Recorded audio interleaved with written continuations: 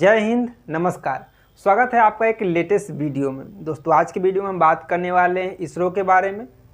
इसरो की स्थापना कैसे हुई, उसके कुछ पीछे की बातें, उसकी कुछ उपलब्धियों के बारे में जो कि वर्ल्ड रिकॉर्ड बन गया। साथ ही में हम बात करेंगे चंद्रयान 1 और चंद्रयान 2 और चंद्रयान 3 के बारे में। ठीक है, जैसा कि आपको पता है कि 14 जुलाई को यानी इसी साल इसरो चंद्रयान 3 छोड़ने वाला है। चलिए बात करते हैं अपने देश की स्पेस एजेंसी इसरो के बारे में। आज से लगभग 54 साल पहले यानी 15 अगस्त 1969 को विक्रम साराभाई ने इसरो का स्थापना किया था। 1975 में सबसे पहले भारत ने अपना उपग्रह भेजा जिसे हम आर्यभट्ट के नाम से जानते हैं। इसरो ने एक मेगा मिशन किया था जिसमें वर्ल्ड रिकॉर्ड इसरो का बन गया कि एक ही साथ में एक मिसाइल से 104 सैटेलाइट को लॉन्च किया था और सारे सैटेलाइट का लॉन्च एक सफल पूर्वक हो गया और वो अलग अलग देशों की सैटेलाइट थी। इससे पहले सबसे ज़्यादा सैटेलाइट लॉन्च करने का रिकॉर्ड जो था वो रसिया के पास था। वो एक साथ 37 सैटेलाइट को लॉन्च किया था। इसरो इस नाम से जाना जाता है स्पेस एजेंसियां में कि इसरो सबसे कम पैसे में और बहुत अच्छा काम करता है। यहाँ अगर आप बड़ी बड़ी एजेंसियाँ के देखें, उनका जो बजट है वो इसरो से कई गुना अधिक है, लेकिन फिर भी हमारा इसरो उनसे बजट कम है, उनसे बजट बहुत कम है, उनसे फाइट कर रहा है। पहले ही प्रयास में इसरो ने मंगलयान को भेज दिया और मात्र 450 करोड़ रुपए में। रूस हो गया, अमेरिका हो गया, यूरोप हो गया, ये कई प्रयासों से पहुंचे मंगल पे।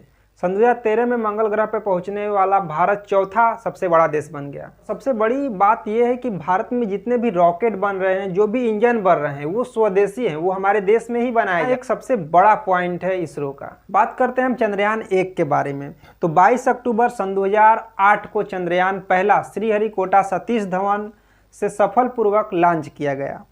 जो इसका भार था वो 1380 kg का था। अगर शक्ति की बात करें तो 700 वाट है। और ये हम बात करें कि जो लैंडर है और जो रोवर है उसे PSLV C11 मिसाइल की सहायता से स्पेस में भेजा गया। इस मिशन का जो टाइम था वो लगभग 2 साल था। 22 अक्टूबर सन 2008 को सफलपूर्वक लॉन्च हुआ और 28 अगस्त सन 2009 को इससे हमारा कनेक्शन टूट गया। लेकिन चंद्रयान 1 जब लॉन्च हुआ तो उस समय भारत चौथा देश बन गया था जो कि चंद्रमा पर पहुंचा था। चंद्रयान 1 ने बहुत सारी उपलब्धियां प्राप्त की, जैसे कि सबसे पहले ठोस में पानी खोजने का जो रिकॉर्ड है वो चंद्रयान 1 के पास था। हीलियम खोजने का भी रिकॉर्ड चंद्रयान 1 के पास था। चंद्रयान 1 पानी के अंशों को खोजा था चंद्रमा पर। दक्षिणी ध्रुव पर उतारा गया था ये चंद्रयान 1।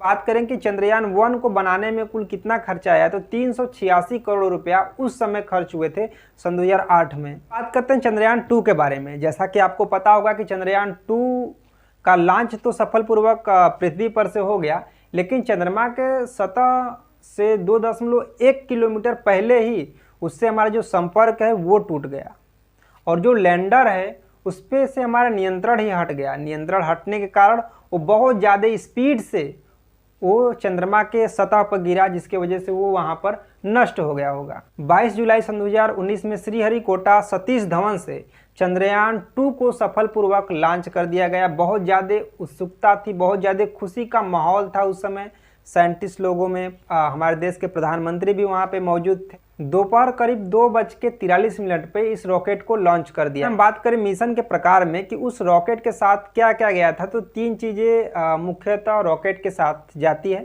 पहला एक ऑर्बिटल क्राफ्ट जाता है जिसे हम सैटेलाइट बोलते हैं, और जो दूसरा जाता है वो लैंडर जाता है, और लैंडर के अंदर ही रोवर होता है। अब देखिए ये तीनों बातों को आप समझ लीजिए, ऑर्बिटल क्राफ्ट जिसे हम सैटेलाइट बोलते हैं, और लैंडर के बारे में और रोवर के बारे में।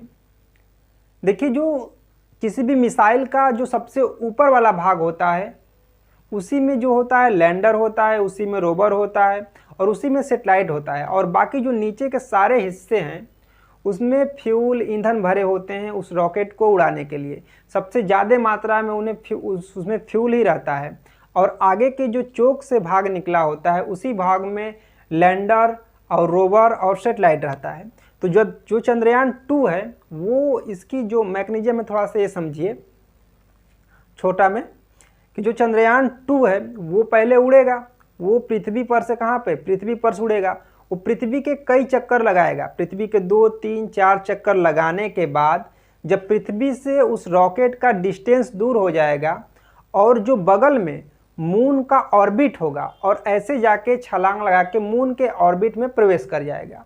जब वो रॉकेट मून के ऑर्बिट में कई बार चक्कर लगाएगा, अब दरअसल रॉकेट का जो पार्ट है वहाँ से ख़त्म हो गया है, वो उसके ऑर्बिट में कई बार चक्कर लगाएगा और चक्कर लगाते लगाते उस मून के ऑर्बिट में, उस मून के कक्षा में अपने सैटेलाइट को छोड़ देगा। और जब उसके कक्षा में अपने सैटेलाइट को छोड़ेगा तो वहाँ पर जो लैंडर है वो मून की धरती पे आने लगेगा धीरे धीरे, ठीक है। वो लैंड करेगा मून के धरती पे और धरती पे आते आते वो चंद्रयान 2 में क्या हुआ, अगर वो धरती पे आता पूरी तरीके से और उसका नियंत्रण हमारे हाथ से न खोता तो हम उसे अपने स्पीड से उसे चंद्रमा के सरफेस पे उतारते हैं, लेकिन उससे हमारा नियंत्रण जो है वो टूट गया। नियंत्रण टूटने की वजह से वो जो चंद्रमा के सतह पर बहुत तेज़ी से उतरा। जब वो चंद्रमा की सतह से 2.1 किलोमीटर ऊपर ही था तभी हमसे उसका जो संपर्क है वो टूट गया। बाय द वे, मान लीजिए अगर उससे हमारा संपर्क नहीं टूटा होता और वो सफलपूर्वक मून के धरती पर लैंड कर गया होगा और उतरता नहीं टूटा होता तो वो सफलपूर्वक चंद्रमा के सतह पर उतरता। उतरने के बाद जो लैंडर है, लैंडर में से एक रोवर निकलता। अब ये जो रोवर है वो 500 मीटर के दायरे में वो चलता। रोवर मतलब एक रोबोट टाइप रहता जो कि एक बहुत ही बेहतरीन टेक्नोलॉजी से बनाया गया था, जिसमें सौर ऊर्जा भी लगा होगा। उसमें बहुत सारी चीज़ें हैं, वहाँ के तापमान को निकालना, ठीक है, मेजरमेंट करना, उसके बाद वहाँ की हवाओं की गति को पता लगाना, टेम्परेचर का पता लगाना, ठीक है, वहाँ पर आने वाली आंधी और तूफानों का पता लगाना, बहुत सारी जानकारियाँ वहाँ पर इकट्ठा करना, वहाँ का वीडियो और ऑडियो फोटो कैप्चर करना, ये सारे काम होते हैं उस रोवर में होगा, रोबोट में यानी होगा। और वो सारे सिग्नल वो किसको भेजेगा, लैंडर को भेजेगा और वो लैंडर उस सैटेलाइट से कनेक्ट होगा और वो सारी जो सूचनाएं हैं वो सैटेलाइट को भेजेगा और उस सैटेलाइट के थ्रू वो सारी सूचनाएं हमारे पृथ्वी पर आएगी। लेकिन उससे पहले क्या हुआ, एक अनहोनी हो गई, एक घटना घट गई। जैसा कि मैंने आपको बताया कि वो चंद्रमा के सतह पर उतरा ही नहीं, उससे हमारा कनेक्शन ही टूट गया। जब उस लैंडर से हमारा कनेक्शन टूट गया तो उस पर जो हमारा नियंत्रण था, जो हम उसे कंट्रोल कर रहे थे, वो कंट्रोल भी पूरी तरीके से हमारे हाथ से खो गया, जिसके वजह से वो मिशन असफल हो गया। अब उसी मिशन को आगे बढ़ाने के लिए इसरो ने चंद्रयान 3 को लॉन्च करने के लिए, जैसा कि आपको पता होगा कि 14 जुलाई यानी इसी साल 14 जुलाई को दोपहर में चंद्रयान 3 को लॉन्च कर दिया जाएगा। जो चंद्रयान 3 है उसमें बहुत सारी चीज़ों को ध्यान में रखकर बनाया गया है। जो पहले हम लोगों ने गलतियाँ की थी उस गलतियों से सीख कर, और जो चंद्रयान 3 है वो बहुत ज़्यादा टेक्नोलॉजी से लैस होकर बनाया गया। चंद्रयान 3 से संपर्क टूटने का कोई संभावना तो अभी तक नहीं है और ये चंद्रयान 2 से बेहद पावरफुल चंद्रयान 3 बनाया गया है। जो ये चंद्रयान 3 है ये भी दक्षिणी ध्रुव पर ही उतारा जाएगा। दक्षिणी ध्रुव पर किसी चीज़ को उतारना थोड़ा कठिन होता है। जैसा कि आपको पता होगा कि जो चंद्रमा पे 15 दिन, दक्षिणी ध्रुव पर 15 दिन रात रहता है और 15 दिन दिन रहता है। और जो ये चंद्रयान 3 है इसमें सैटेलाइट को नहीं भेजा गया है, इसमें सिर्फ किसको भेजा जाएगा, लैंडर और रोवर, ये दो ही चीज़ होंगे जो कि मून पे भेजे जाएंगे। चंद्रयान 3 है उसमें बहुत सारी चीज़ों को ध्यान में रख कर बनाया गया है, जैसे कि जो चंद्रयान 1 से जो इसकी फ्यूल कैपेसिटी है उसको ज़्यादा बढ़ाया गया है। जो इसका लैंडिंग लोड है इसके बारे में विशेष ध्यान दिया गया है, ताकि जिस तरीके से पहले लैंडिंग से पहले हमारा उससे संपर्क चंद्रयान 2 से टूट गया था, वैसी कोई एरर, कोई ग्लिचिंग इस चंद्रयान 3 में ना आए। उसके बाद इसमें सेंसर बहुत सारे लगाए गए हैं, सेंसर के बारे में विशेष ध्यान दिया गया है। इसमें बड़े सोलर पैनल लगाए गए हैं। चंद्रमा के सतह से 2 किलोमीटर पहले ही सारे सेंसर एक्टिव हो जाएंगे, काम करने लगेंगे। और न्यू सॉफ्टवेयर का प्रयोग किया गया है। जैसे कि उसमें जो सॉफ्टवेयर प्रॉब्लम था, जो सूचना वाला सॉफ्टवेयर था कि वो जो लैंडर को सूचना देगा कि भैया आपको स्पीड कम करना है या ज़्यादा करना है, या जब भी देखते हैं जब कोई लैंडर जब लैंड करता है किसी के भी सतह पर तो उस लैंडर के ऊपर एक पैराशूट नुमा खुलता है, ताकि जो उसका गति है नीचे आने का वो गति कम हो जाए। और किसी किसी में ऐसा होता है कि एक जेट इंजन टाइप खुलता है जो नीचे की तरह आग फेंकता है।